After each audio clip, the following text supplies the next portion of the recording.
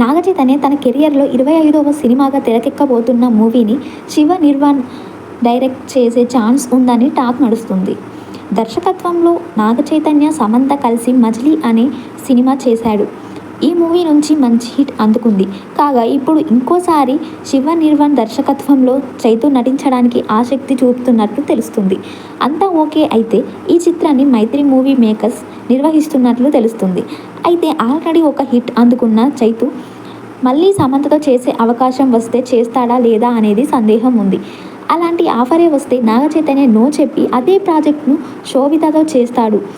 ఇంకా ఈ నిర్వాణ్ సంస్థ ఇప్పటికే ఈ ప్రాజెక్టు ముందుకు తీసుకెళ్లగా దర్శకుడు డైలాగ్స్పై పని చేస్తున్నాడని తెలుస్తుంది.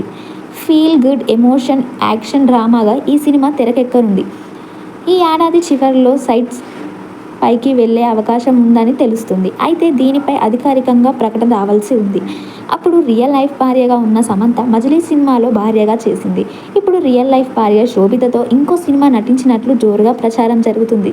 మరి ఈ వార్తల్లో ఎంతవరకు నిజముందో తెలుసుకోవాల్సిందే.